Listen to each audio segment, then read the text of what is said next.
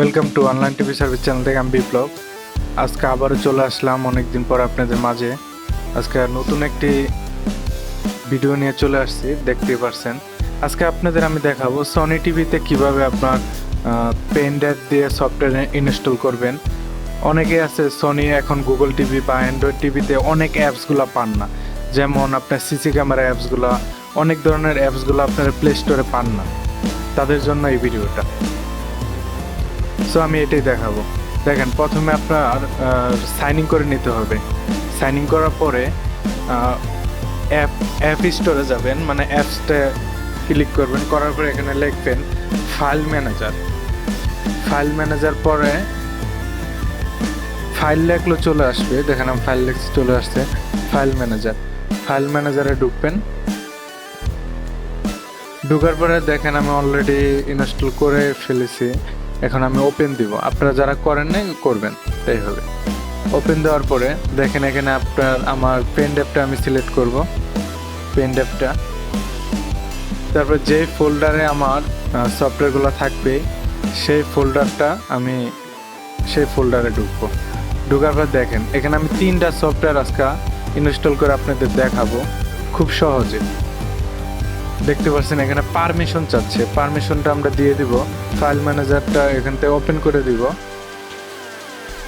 দেওয়ার পরে আবার এই অ্যাপসে যাওয়ার পরে ইনস্টল দিব। খুব সহজে এভাবে আপনি অ্যাপসগুলো ইনস্টল করতে পারবেন। যারা সিসি ক্যামেরা বা অন্য অন্য অ্যাপসগুলো ইনস্টল করতে পারেন না, প্লে স্টোরে খুঁজে পান না, তাদের জন্য এই ভিডিওটা। ওকে, আমি দ্বিতীয়টা করতেছি, আইপিটিভি। এটাও আমি ইনস্টল করতেছি।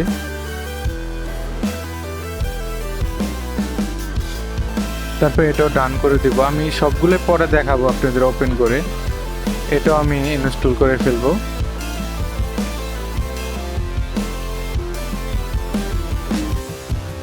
এটা আপনি যে কোনো টিভিতে এটা করতে পারবেন। সনি আর স্যামসাংয়ে একটু ঝামেলা করে, কিন্তু আপনি অন্য টিভিগুলোতে, চাইনিজ টিভিগুলোতে পেয়ে যাবেন খুব সহজে।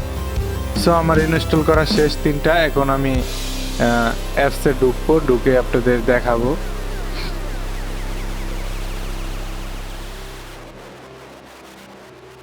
এখানে আরও অ্যাপসগুলো আছে, এগুলো না লাগলে আপনার করবেন না। আমি আপনাদের ওই অ্যাপসটা দেখাচ্ছি। আমি এখন হোমে চলে যাব।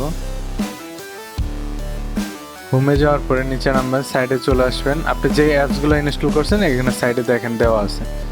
আমি ফার্স্ট টাইম ভিপিএন ডাউন করব। অনেকে ভিপিএন চান, টিভিতে কিভাবে আপনার ভিপিএন ইনস্টল করবেন, ভিপিএন নামাইতে পারেন না, তারা আপনারা খুব সহজে এভাবে করে নিতে পারবেন। দেখতে পাচ্ছেন ভিপিএন আমি অন করব, অন করেও দেখাবো আপনাদের। এখানে দেখতে পাচ্ছেন আপনি এখান থেকে কান্ট্রি সিলেক্ট করে নিতে পারবেন কোন দেশের ভিপিএনটা চালাইতে চাচ্ছেন। আমি যেটা সিলেক্ট আছে এটাতে দিয়ে দিচ্ছি, কানেক্টেড করে দিবেন। তারপরে এখান থেকে ওকে করে দিবেন। দেখতে পাচ্ছেন আমার ভিপিএনটা কানেক্টেড হয়ে গেছে, এই উপরে দেখাচ্ছে কানেক্টেড। দেখতে পাচ্ছেন আপলোড আর ডাউনলোড কেবি দেখাচ্ছে। সো এভাবে খুব সহজে আপনারা কাজ করতে পারবেন। সো আমি এটা ডিসকানেক্ট করে আরও 2টা অ্যাপস, ওইটা আপনাদের দেখাচ্ছি। এটা হলো আইপিটিভি, এটাও আমি ওপেন করে দেখাচ্ছি আপনাদের। দেখতে পাচ্ছেন অ্যাপগুলো খুব সহজে ওপেন হয়ে যাচ্ছে, কোনো প্রবলেম হচ্ছে না। প্লে স্টোরে যারা পান না তারা এভাবে খুব সহজে করতে পারেন।